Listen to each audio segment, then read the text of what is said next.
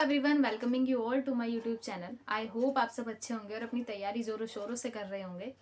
और जैसे कि केवीएस और डी ट्रिपल एस बी के एग्ज़ाम बिल्कुल नज़दीक हैं। केवीएस का एग्ज़ाम जनवरी में है और डी ट्रिपल एस बी के एग्ज़ाम भी आपके 2026 के मिड में या फिर स्टार्टिंग में देखने को मिल सकते हैं। तो उस अकॉर्डिंग जो टीचिंग एस्पिरेंट्स हैं वो अपनी तैयारी में लगे हुए होंगे और शायद कुछ कैंडिडेट्स कंफ्यूज भी होंगे कि हम केवीएस की तैयारी पर ध्यान दें या फिर हम डी ट्रिपल एस बी की तैयारी पर ध्यान दें। और अगर हम दोनों एग्ज़ाम्स को साथ लेकर चलें तो फिर हम कैसी स्ट्रेटेजी प्लान करें कि हमारे दोनों एग्जाम की जो प्रिपरेशन है वो अच्छी तरीके से हो जाए और हम एग्जाम को क्रैक करने के मतलब इस स्टेज पर पहुंच जाएं कि हम टेंशन फ्री हों कि हमारे इतने मार्क्स आ रहे हैं तो हम एग्जाम को क्रैक कर सकते हैं। आज हम इस वीडियो में इसी टॉपिक पर बात करने वाले हैं कि जैसे केवीएस ने अपना सडनली एग्जाम पैटर्न चेंज किया है, सिलेबस चेंज कर दिया है, तो उस अकॉर्डिंग हम किस तरह स्ट्रेटेजी प्लान करें। और जैसे टीयर 1 टीयर 2 इंटरव्यू दिया है केवीएस एंड एनवीएस के एग्जाम में, और जो आपका टीयर 1 है वो जनवरी में भी होने वाला है और टीयर 2 कहा जा रहा है कि फेब या मार्च तक पूरी पूरी उम्मीद है कि तब तक ये अपना टीयर 2 करा लेंगे। तो इतनी जल्दी एक तो सडनली वैकेंसी आ जाना, ठीक है, और ऊपर से इनका सिलेबस चेंज कर देना, एग्जाम पैटर्न चेंज कर देना, फिर एकदम से एग्जाम डेट भी रिलीज कर देना कि आपको 1 या 1.5 महीना मिल रहा है बस। एक तो बच्चे इसी कंफ्यूजन में है कि इन्होंने सिलेबस चेंज कर दिया है, फिर इन्होंने एग्जाम भी इतनी जल्दी दे दिया है। ऐसे में आधे बच्चों को ये भी समझ नहीं आ रहा है कि हम अपनी तैयारी स्टार्ट कैसे करें। जब बच्चों को यही समझ नहीं आएगा कि तैयारी स्टार्ट कैसे करनी है तो वो अपने टारगेट पर कैसे पहुंचेंगे।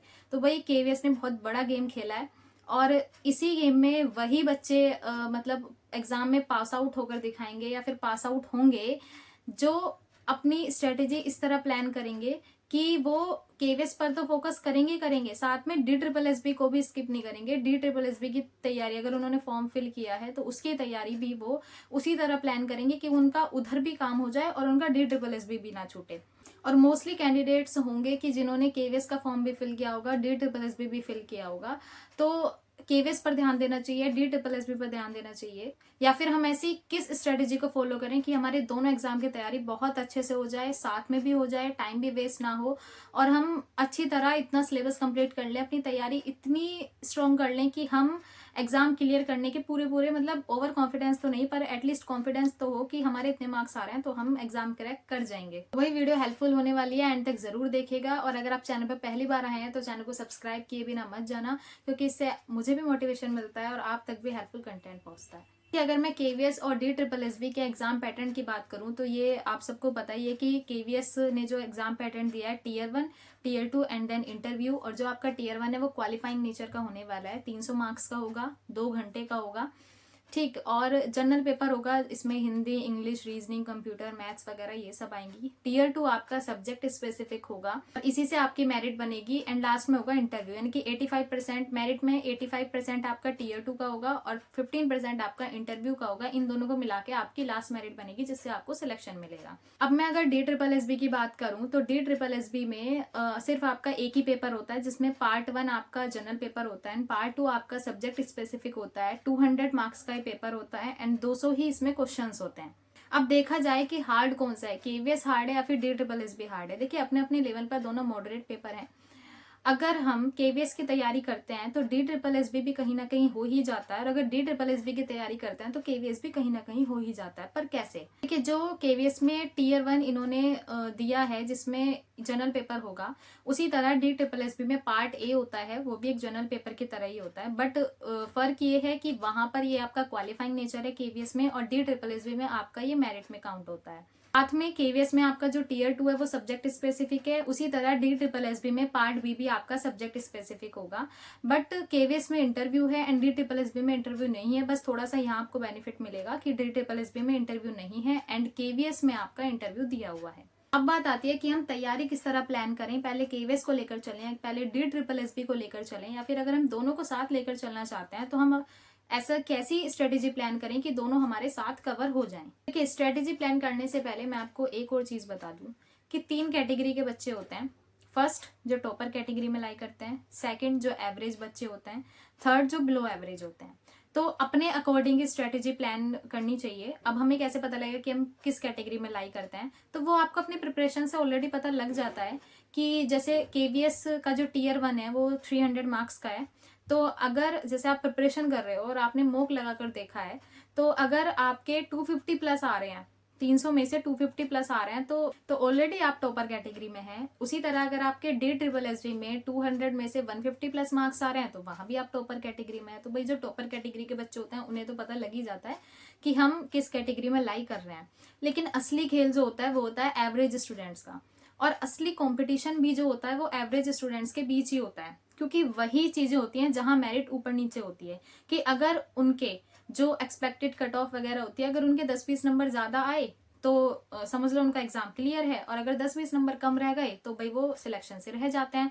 तो असली गेम इसलिए एवरेज स्टूडेंट्स का ही होता है, और असली मेहनत भी एवरेज स्टूडेंट्स की होती है, क्योंकि वहां उन्हें अगर तैयारी में उन्हें लगता है कि हमारी कुछ ना कुछ कमी है, तो वहां आपको मेहनत करके अपनी तैयारी को अच्छा करना है। और अगर आपको लगता है कि हमारे मतलब कट ऑफ तक भी नंबर नहीं आ पा रहे हैं, ठीक है, तो मेहनत करके उसे कट ऑफ तक पहुंचाना है। और जो थर्ड कैटेगरी के बच्चे होते हैं बिलो एवरेज, वो ऐसे कैंडिडेट्स होते हैं कि उन्होंने फॉर्म तो फिल कर दिया पर उनकी तैयारी एकदम जीरो होती है, जीरो नहीं तो ओनली 5 या 10% होती है कि हमारी इतनी तैयारी है नहीं या हम नहीं कर पाएंगे, पहले ही वो गिव अप कर देते हैं कि हमसे हो ही नहीं पाए। उनके बीच आपका कंपटीशन होता ही नहीं है। देखिए, अभी मैंने कहा कि असली खेल, असली कंपटीशन आपका जो एवरेज स्टूडेंट्स होता है उन्हीं के बीच होता है, ठीक है। तो एवरेज स्टूडेंट्स को अपनी स्ट्रेटेजी पर ध्यान देना चाहिए, और सिर्फ स्ट्रेटेजी नहीं, एक स्मार्ट स्ट्रेटेजी, एक सही स्ट्रेटेजी से काम करना है, अदरवाइज आप भी उस सिलेक्शन की जो रेस है उससे बाहर हो जाओगे। देखिए, कैंडिडेट्स दिन रात पढ़ाई करने में लगे रहते हैं कि आज हमने 10 घंटे पढ़ाई की, आज हमने 8 घंटे पढ़ाई की, बट कभी खुद से ये नहीं पूछते कि हमने इतने घंटे पढ़ाई तो की है, बट क्या हम उस पढ़ाई से सेटिस्फाई हैं, क्या हमारा इतना पढ़ाई करके सिलेक्शन पक्का है।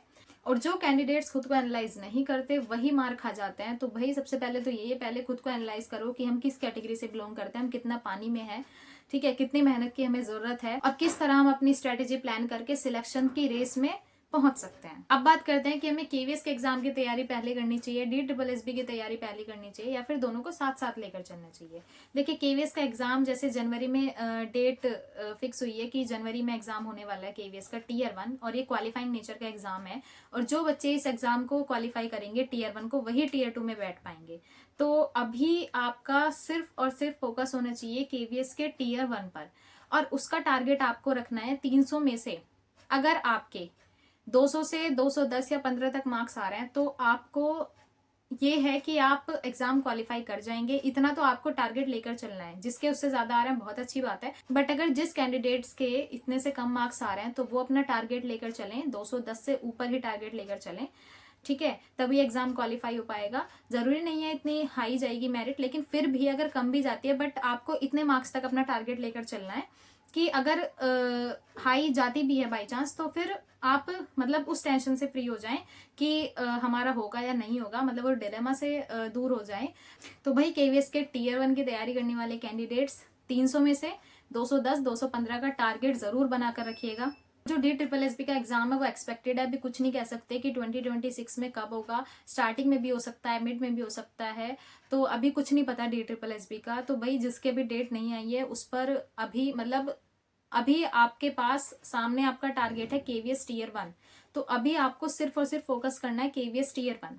जब जनवरी में आपका केवीएस टीयर 1 हो जाएगा, देन उसके बाद अब ये गलती बिल्कुल मत करना कि सिर्फ आप केवीएस टीयर 2 पे ध्यान दे रहे हो और DSSB आपने छोड़ ही दिया, क्योंकि वो भी अनएक्सपेक्टेड है, कभी भी आ सकता है। अब आप केवीएस टीयर 2 की तैयारी कर रहे होंगे, तभी आपको साथ के साथ DSSB की तैयारी लेकर चलनी है, क्योंकि आप देखें तो केवीएस का जो टीयर 2 है सब्जेक्ट स्पेसिफिक, अगर आप वहां उसकी तैयारी करेंगे तो आपकी DSSB की साथ ही साथ हो जाएगी। और जो आप केवीएस टीयर 1 में जनरल पार्ट की तैयारी करोगे, वही आपकी DSSB पार्ट ए की तैयारी होगी। तो कहीं ना कहीं सिमिलर है, बट आपको 80% सिमिलर है, लेकिन 20% आपको ध्यान देना है। जब आप स्पेसिफिक DSSB की तैयारी कर रहे होंगे तो आपको उसके PYQs लगाने होंगे, ठीक है, प्रीवियस ईयर में किस तरह क्वेश्चन आए हैं, तो आपको उसी स्ट्रेटेजी से उसकी तैयारी करनी होगी। लेकिन अभी उस पर ध्यान मत दीजिए, क्योंकि अगर अभी आपने DSSB पर ध्यान दिया तो शायद आपका केवीएस रुक सकता है। तो जब आपका केवीएस का एग्जाम सामने है तो केवीएस पर फोकस रखिए पूरा का पूरा कि हमें टीयर 1 क्वालिफाई करना है।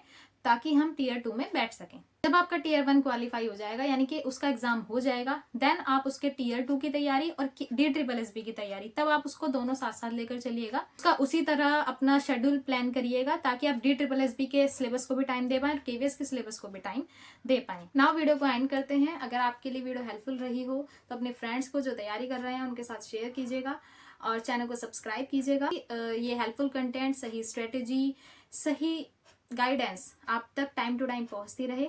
मिलते हैं नेक्स्ट हेल्पफुल वीडियो के साथ। तब तक के लिए स्टे फोकस, स्टे मोटिवेटेड, क्योंकि टीचर बनना एक करियर नहीं, एक जिम्मेदारी है।